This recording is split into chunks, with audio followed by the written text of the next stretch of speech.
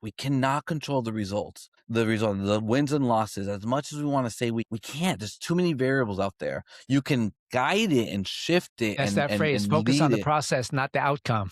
Exactly.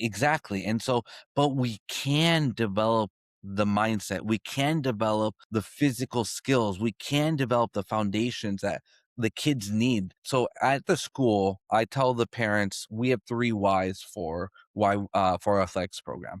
The first Okay. one is the introduction of new sports. So for middle school sports, we have some kids who specialize, which is another thing we can talk about too. They specialize in one sport and they've never tried anything else. Well, in middle school Okay. sports, it's a chance for them to try something else without having to Okay. pay this Sure, huge sure. fee for it. So that's why.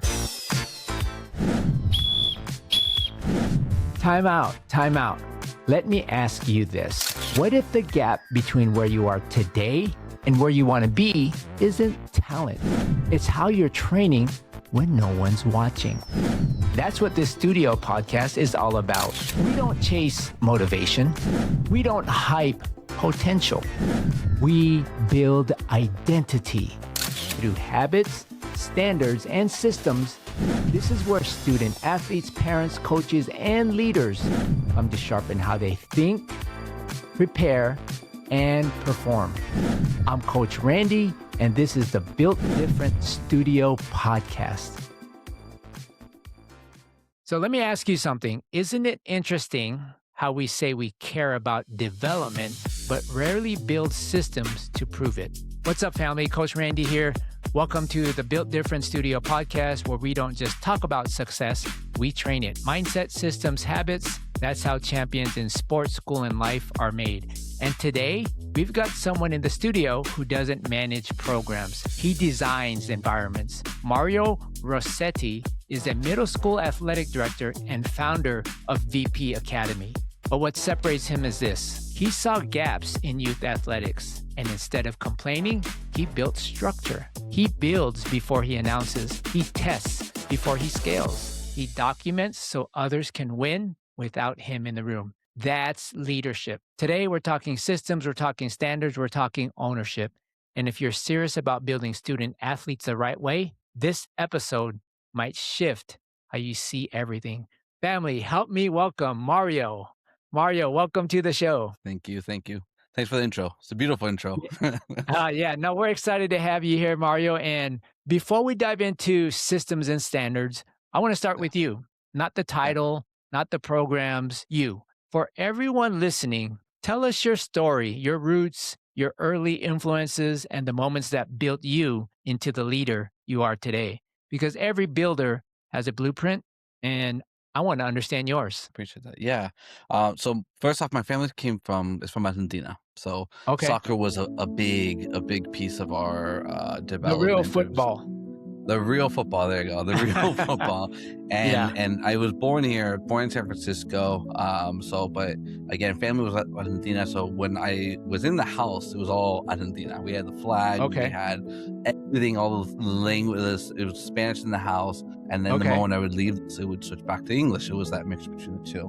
But I would say soccer was the biggest piece. I mean, that got me it just introduced me to the beauty of sports.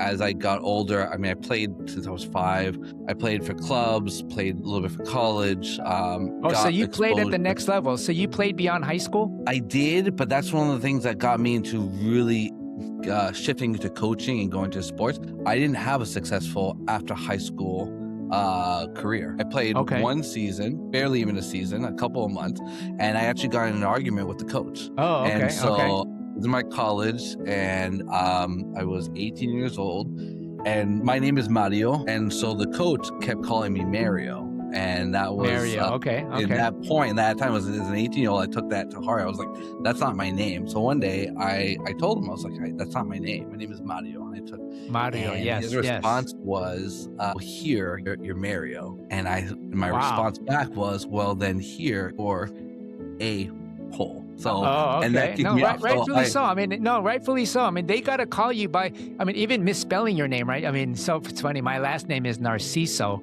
And I always get Nabisco or Cisco, and and you don't want to be recognized. You want your name to be right. I understand. It's the one thing they can't take away from you. And again, as an 18-year-old looking back I could have handled it differently, but this was a college coach who's been in the game for a while, and it also was rubbing the wrong way. I mean, he would make comments that you just made you feel uncomfortable, and it wasn't like we were playing great. It was one of those ones that came in and would make us run for no purpose. The ball almost never showed up, and so we struggled. So that kind of was my aha moment of I want to coach. I think I can do that better as an 18-year-old. And so was that what level of was that D1, D2, D3? At that time, it was junior D3. College? It was D3. Okay. No, I want to emphasize that because playing at that next level, I mean, you made the team. I mean, that's what sub 10% of athletes to go on to play at the next level. Yeah. So you are elite in terms of, playing at that next level. And then go ahead and continue with your story. And it helped. I mean, honestly, that kind of built because it was hard. It was not an easy track to go. I'm 5'8".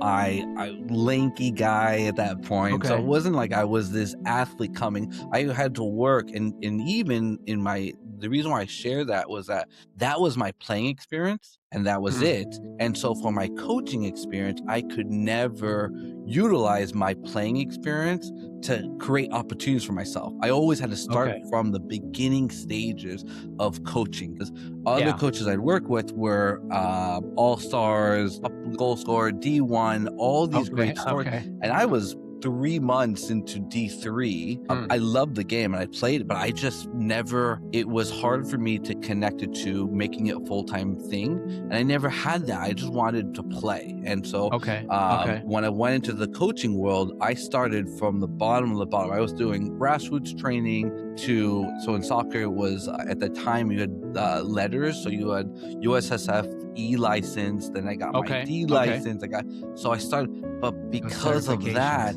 all the certifications, because I didn't have a story, I actually was able to learn a lot more from the beginning and go all the way through. No, that's powerful. And now, so currently I have my master's degree in exercise science, my master's degree in athletic administration, my USSF. So you got 2 master's degrees? I did, So I got 2 master's degrees. Yeah, and a lot of it was because I knew that I needed to keep learning, and I needed to keep this education up. It's nice to have the certificates, but it was more important to build the networks. And so what I've done year to years in these opportunities is build these networks of people that have helped me grow and then gave me the chance to give back. There's 2 things I want to pause there real quick, Mario. Is number one is you can say it differently now. That was when I was 18. I promise I won't leave. Fast forward now, I'm 36. I have a cousin who's Mario, but Mario, I try to say it that way. There's 2 things I want to highlight there. One is continuous education. I want our listeners to really understand the value of continuous education. And then number 2, which you hit on, is network. You sometimes hear the phrase of it's not what you know, it's who you know. I believe it is what you know, but also who you know as well, right? But it is important to grow that network. I can't underestimate how valuable a network is. Can you tell me a little bit about that, the VP Academy? What is that? Yeah, so VP Academy, basically there's 3 tiers. 2 tiers are set up. 1 we're trying to build in there. The first tier is we run clinics, we run camps, we run one-on-one trainings for students and athletes, student athletes, and even outside the school athletes.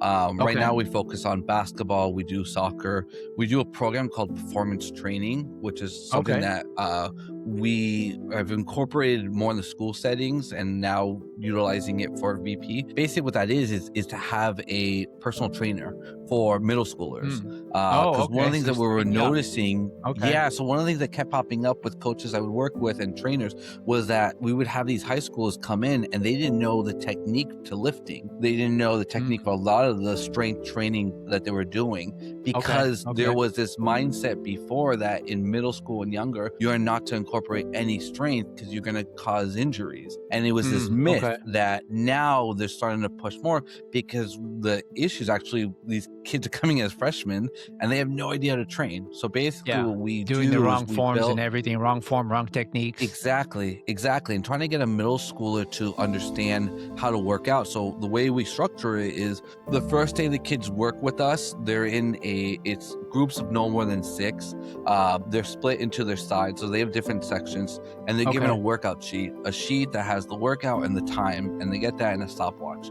And so the first day they work with the trainer the focus is cardio, it's flexibility, and it's strength, and it's created by the trainer. Then the last 5 minutes of the workout, the kid does a reflection on the training, what they liked, what they didn't like. The trainer then receives that piece of paper, looks at it, does the work. The kid does this training once a week. The next week, the trainer adjusts the workout based off what the kid shared on the reflection. Wow, that's like real-time feedback. Yeah. And that way, after 3 weeks, it's the kids training. So they can't come back to the trainer and say, oh, I didn't like this training. No. You told me this is your reflection. So what we get is we get buy-in. The kid gets ownership of the training, and the trainer, all they're doing is walking around and taking notes on the progression of the child, and I love that. Helps with tips. So that's one of the biggest pieces we've added. And on top of that, we've added, again, our soccer clinics and our basketball clinics. That's the first tier. The second tier is to support physical education and coaching. So what we've done is we've created a physical education resource book that was in partnership with UCSF, which is our local hospital in San Francisco, with some OTs we brought in too, to kind of see where is physical education lacking in assessing in milestones, and what the kids should be focusing on PE from preschool to 8th grade. So the resource book starts from preschool all the way 8th grade. And the goal is to give PE teachers this resource that is like from this year. So we update it every year, and we try to, it's not a VP or a Mario Rossetti type of, it's a book. What does VP stand for? So Vesti Progressio, which means your development in Latin. And so that was the one thing we kept trying to go back and forth on what the name we wanted it to be. It had to be something about development. It had to be something about the person. And you founded this company. Yeah. So I founded it, but the way it's been successful is that it's not, and I try to, anyone that gets new to the company, it's not me. I try to work with, again, going back to my networks. That's why, again, like we said earlier, it's important to know people, to have the knowledge of what we're doing, but also know people that you can lean on. I have people in the OT world. I have a pediatric physician that we work closely with, with coaches and trainers and all these people that have come in, and I've been able to say, okay, well, this is what I'm seeing is a need. PE needs to be revamped, and I can't do it myself. I need some support. And so they've come in and they've shared all my material. I sent over. We work so you mentioned pillar number 2. Is there a third pillar? So the third pillar is the one that we're trying to work on. We're not there yet, but we're getting to the point, which is the mental piece of it. And that's mostly working with our older kids. Yeah. So that's the one where we just need a bit more. So there's a couple things. We're working on an app right now that we can share with the PE teachers so that they can track and assess their kids, their students, and try to, the goal is to get it. Like, there's actually a conversation I had with a PE teacher yesterday. I asked them point blank, I was like, did you participate in the school's parent-teacher conferences? Were you part of it? And he looked at me and goes, no, I wasn't part of it. And I was like, how is that okay? How you see the kids more physically than any other adult. Yet you weren't part of the parent-teacher conferences. You should be speaking about where the kid is on their jumping ability, their running ability, their change of direction of speed. So that's for the young ones going to the middle school. Now then, what we're trying to get into is that mental side, which is the mental strength, the reflection skills. Mindset, I love the reflection piece. And that's where we're trying to get more people that are in that world to help we can collaborate with to build that up for our middle school going to high school and then young we definitely adults. need to talk. So the program that I've built here, I have a basketball club, basketball organization. 3 pillars to my program, very similar to yours, is skill development. You need to have skill development, dribbling, passing, shooting. Number 2 is performance training, speed, quickness, explosion, making sure the player is bigger, stronger, faster on the court. And then the third pillar, which nobody offers, is mindset. You know, we teach everything from visualization, self-talk, goal setting, and the growth mindset. So let's connect after this. I want to share some of the things, but for all the parents and student athletes up in the Northern California area, how do they find out more about your program? What's your website? Where are you Yeah, located? What's the website there? yeah, the website's v-p.academy. Okay. All of our information there. I have our email address. So mine is Mario at vpacademy.com. Okay. I have a link. So I don't use, so this is where, so I just turned 36. February 16th was my birthday. And so Oh, this is okay. where I had my personal goal where I feel now we are ready to get the word out of, like, we've done it all in a local base where we've talked to our connections, but we haven't built our social media. We have LinkedIn, but we haven't really gone into Yep, that yep. piece. That's gonna I be the also have next, my, call it, yeah, the next level there. You start putting some videos on social media, that's your the, whole company's just gonna explode. and then that's the piece we want to make it, so the idea that I want is to keep the structure of it, to keep the quality of it, and to grow it organically. Because at the same time, I also, Yeah. so I work at the school as an Okay. athletic director, which is also, it's my daughter's school, so it's even Oh, more as a okay. So yeah, motivation you to got a make it the full-time best. job as well.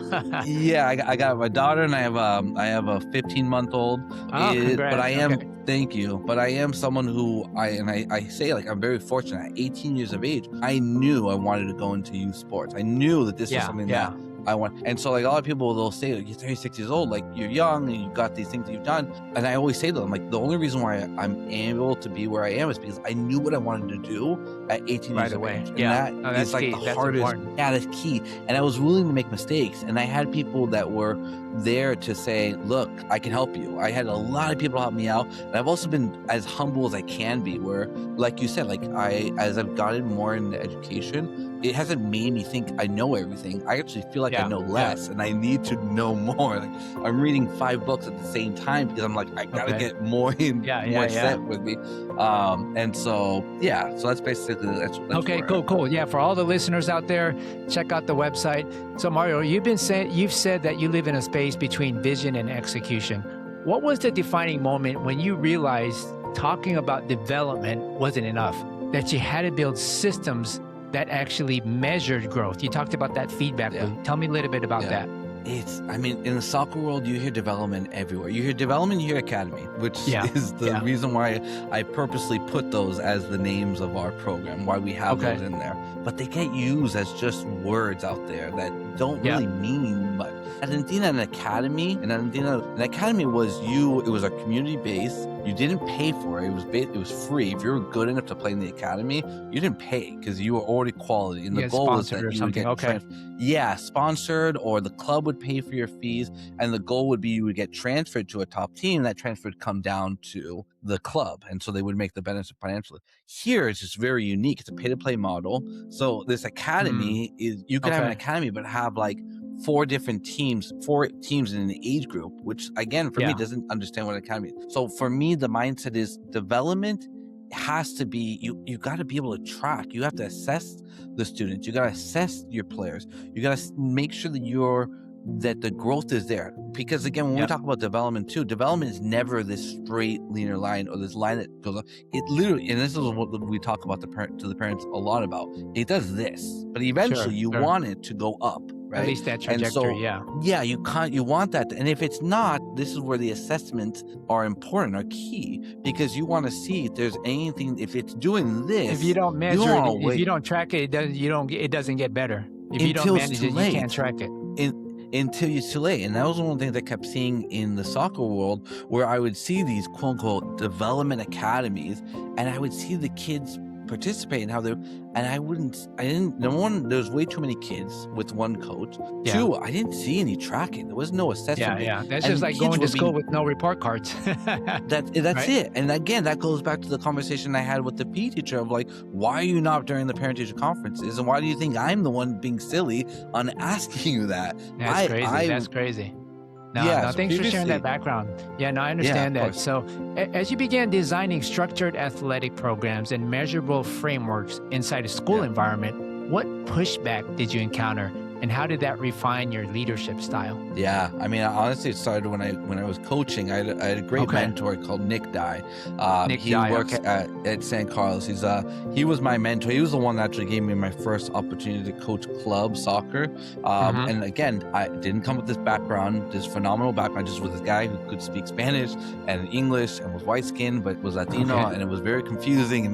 But he was like, he gave me this opportunity, and he was one that really helped kind of push the mindset of we have to develop these players. So what that meant was we had 8, 9, 10-year-olds who were, instead of just kicking the ball as hard as they can to go and score goals, we were forcing them to make decisions on the field. We would rotate the players. We would have them play different positions and change it. And even if they were really good as a striker, we'd give them a chance to see, what would you do as a defender? When we would do goal kicks, it wasn't how hard can you kick? No, it was, can you do a pass? Can the goalkeeper make a pass to make a decision where the next pass goes? And what would happen, and I always loved it, is I would say, I wouldn't watch the players because we would do all the trainings. We would do all the work in the training sessions and the games. I loved watching the parents, and I could see the faces were all like, oh no, and they didn't know what to say. And so that was one of the biggest pushbacks. And the best emails I would get was the email of like, we loved what you're doing, but and then you get this whole paragraph of like, my kid, I don't want them to be sad, blah, blah, blah, blah, blah. And so we had to keep telling them. And it was actually a good learning for us too, because we had this knowledge. We knew what we wanted to do. We knew that this was part of the progression, but we did not do a great job in the beginning to educate the parents. And so, setting that expectations early. Exactly. And a lot of programs have that mindset. It's not just soccer, it's a lot of sports of like, well, we know everything. Yeah, but you need the parents on board. They need to be as educated as the players, because if not, they don't know what to do on the sideline. They tend to do what they do because they're not given any tools what to do on the sideline. So that's why you get them shouting and screaming. But so what I used to do with the parents was I would have my players would do their warm up, and they knew the warm up. We'd practice it during all of our training sessions so that they knew what the warm up was going to be. And I get it going, and I said, okay, you guys are going to do the warm up. I'm going to go do a press conference. And I would go to the side of the parents, and I'd say press conference, and the parents would come close by, and I would say, look, this is what we worked on during the training sessions, and these are the things that I'm going to look for in the game. I'm looking for us to pass with the foot. And so now I had control of what the parents were supposed to do on the sideline. And that gave it more control. And again, so those were the expectation. Exactly. And so bringing that into the school setting too was the same thing. A lot of it was in the beginning is easier to train the kids than to train the parents, because the parents have the mindset already set. So as long as you had a director of coaching who bought into it and admins that bought into it, I've been able to get everyone on board and being patient on like, look, success will come, but success is not always going to be the result. Success is a kid wanting to sign up again for the activity. I've had kids who've never played a sport before to say, how do I play club now? These opportunities, like these are the things that we're looking for. And then that organically will bring those results that we look for. Got it. So you just highlighted something powerful: decision-making and managing expectations. And that's a principle most leaders overlook. I want to zoom out for a second. You operate from the belief that if it matters to kids, it deserves professional level design. What would shift nationally in youth sports if leaders treated development like a measurable discipline instead of just organized participation? Yeah.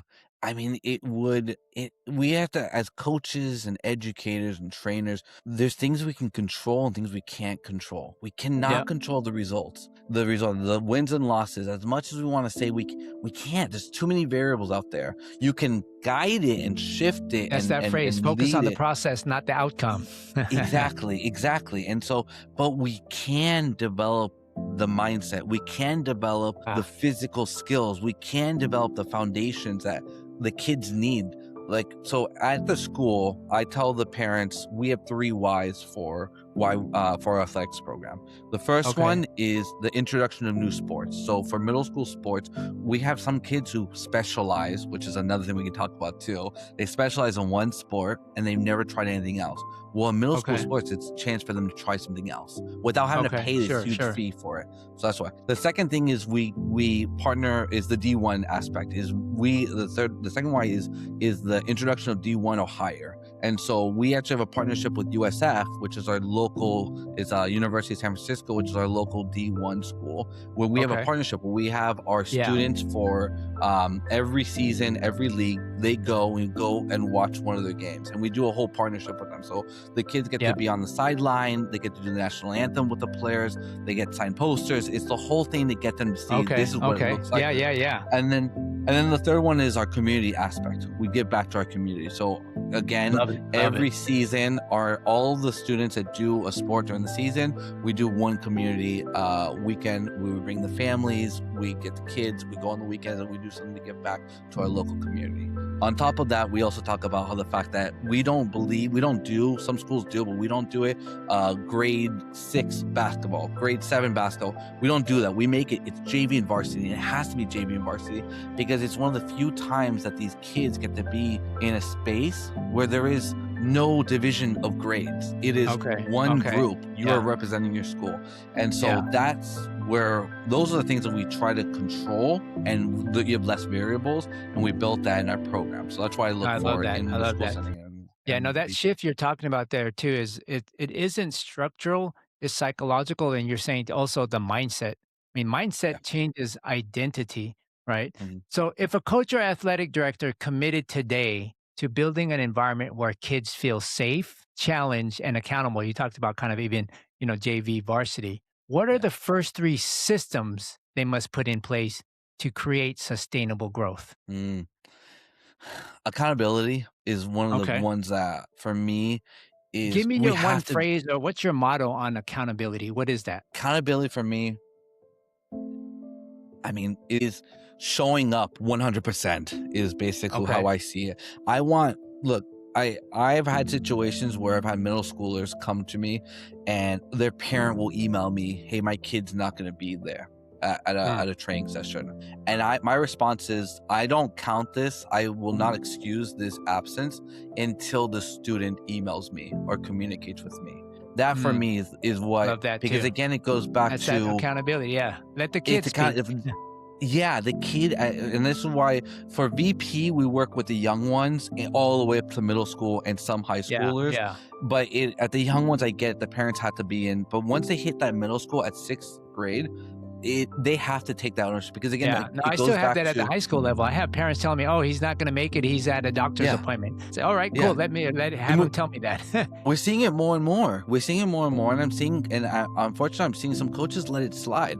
And again, those are the things we can control. I can develop a kid to be a proper human being, a proper adult, and that starts by being accountable. And that for me is that is a non-negotiable. Is you either are going to be there, you show up on time, not a minute late, not 2 minutes late. You're going to show up on time, and if you can't, you have to communicate what is the reason why. And I will decide if the reason is valuable or not. And if it's not, I will bring you in to the office and we will have a chat. And I've always spoken to teachers about this too, as I am allowed to pull them out of class to bring them in because our job is to develop these human beings to be successful. And I have had pushback from parents. I've had parents who I've responded back saying, this is not an excuse absent because you have emailed me. And I've had the parents come back and say, well, I don't think that's fair. And I was like, no, I'm not going to have this as a conversation in an email. Let's talk. Come into my office tomorrow. I'll make some time. I'll explain to you my reason now. And you could choose to agree. You don't have to agree with me, but you have to respect that decision. At least discuss. And that's one of the ones I ask for the students too. And I love that. I mean, just the accountability, it's so huge. And like you said, there's a lot of coaches today that don't hold their players accountable, right? And that's the culture that they're building. And that's what we don't want to do. For the next generation of coaches and student athletes, what daily standard must they adopt to truly become built different? Not in branding, but in behavior. You talked a little bit about accountability, but is there anything else? Yeah, no, never think you know everything. The best coaches, the best trainers, the best educators I've been fortunate enough to be around and surround myself have always had that model of look, I don't know everything. I know some guy. I know one guy. He's the example I use a lot. This guy was a ex-pro goalkeeper, played in the Premier League in England, was the goalkeeper coach for Arsenal in England, was the women's coach, coached in Thailand. This guy had messaged me because he wanted to be the JV coach at the high school I was working at. Okay.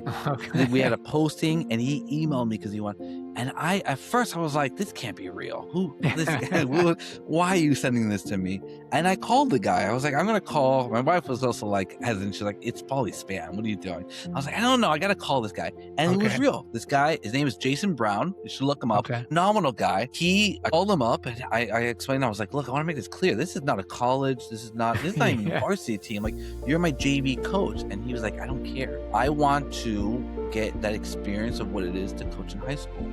And this guy's CV was phenomenal. And every time I work with this guy, I just am awestruck.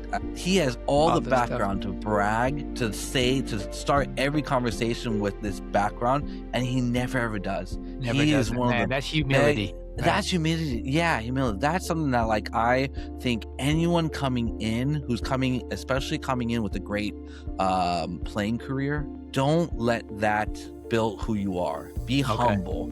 Listen to others. Read. Listen. Like, this is why I love what you do. This podcast, the YouTube videos. You give us an opportunity to talk to each other, because a lot of times we think we're in our islands by ourselves, and we're in these situations where we're like, I'm the only one going through this. And it's these types of resources, as you're giving us here, as others have given us, that give us kind of like that fresh air of like, well, you know what? I'm not the only one here. I have other people. I'm going to put that on a t-shirt. Never think you know everything, or be humble. Oh, man. Right? Be humble. We'll sell that worldwide. Be humble. I'll get it tattooed right here. Yeah. So Mario, before we close, I want to give you the floor. I know we talked a lot of, you shared a lot of hidden gems and dropped dimes, but I want to give you the floor in terms of, is there anything else you want to share with our listeners, whether it's related to VP Academy, your school, your program, your mindset? I want to open the floor for you and have you share anything that we haven't already covered. No, I mean, first off, I just appreciate the time. I mean, the questions you've asked have helped make this a great conversation that I wish we can do for 5 more hours. I know we could talk for hours. We haven't even really, dive deep into the mindset piece, right? I mean, no. That'll be another. We'll do a follow-up. We'll do a few more episodes. Yeah, let's No, but I mean, I guess the big one is just, I mean, I go back to, I was fortunate enough that at 18 years of age, I knew what I wanted to do. And at the beginning, I had a lot of people telling me, what are you doing? Like, I graduated 2008. So it was right when the financial, economic bust happened. And everyone was saying there was no jobs out there. And we're at a point now where there's a little bit of that happening, where these new students were finishing college and they're seeing that, maybe the thing that they wanted isn't there yet. Or maybe the thing that they wanted is there, but financially, people are telling you don't do it. If you know what you want to do, you gotta make it work. And that's the one thing that I've had to do for many, many years of, like, I've had my head down for many years. I've just done the work. I've had people, I remember I was working at an after school program in my mid-20s just because I needed to keep building my experience. And I had a dad who was like, oh, I remember I used to do this job when I was a college student in the summer. And I was like, that hurt a little, because I was like, I'm in my mid-20s. I'm trying to, like, get myself going. I'm taking, and you're telling me that this is a summer job for you. And so and I would like that. I would have these comments of people who would say, like, just not even being mean. Some being mean, but some not even trying to be mean. What are you doing? And I just, for any listener out there who's new, who's just getting into it, or even the ones who are just like, maybe they veered towards something because they were told to do it, but it's not what they truly are passionate about doing. Just find that path, because I love that. I'm just being at my age, I have a beautiful family. I'm able to do the job I want. I get to work at my school with my daughter. That's amazing. Like that. And people who see me now see the top. It's like when we see the pros, right? And we see them at the top of the iceberg, and they don't see all the stuff underneath. There's a lot of work that you have to do to get to where you want to be. But also lean on people. I mean, look, I hope your listeners, if they ever want to chat, send me an email. I'm on LinkedIn, whatever possible. Like, let's get the community going. Let's get together. It's more of that. Just don't give up on what you want to do. Don't Find what you want to do and go I forward love with that. All right, cool. Mario, I appreciate your clarity, your calm presence, your commitment to building things that last. Family, that conversation was different. He didn't talk hype. What he did is he didn't talk titles, right? He talked usefulness. Mario did all that. And isn't it interesting how easy it is to say we care about kids, but how rare it is to design environments that actually develop them? If you're an athletic director, this is your blueprint moment. If you're a coach, structure is love and caring and networking. If you're a parent, standards are protection. Development doesn't happen by accident. It happens when someone chooses it to design it, right? Just like Mario has. Mario, thank you again for modeling what built different leadership looks like. Family, if this episode gave you value, share it. Send it to a coach. As Mario said, reach out to him. Tag a school leader, post it, and start the conversation. What Mario showed us today is simple but powerful. If you want measurable growth, you need measurable systems. In order to accomplish real student-athlete development, you need exactly structured habits, intentional mentorship, measurable frameworks, and accountability systems that align mindset with performance. That's not optional. That's foundational.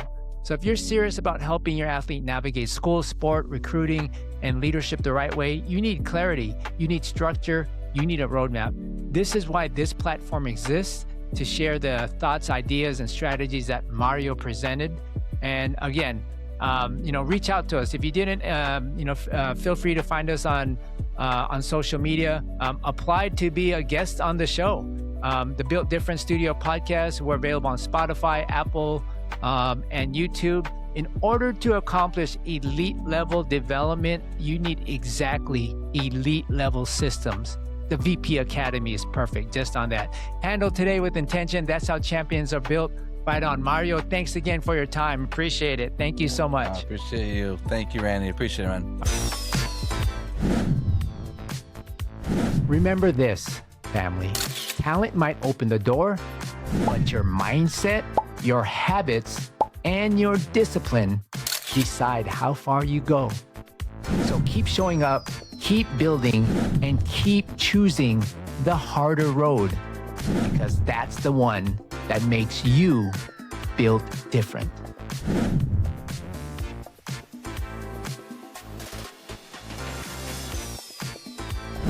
I'm Coach Randy, and this is the Built Different Studio Podcast.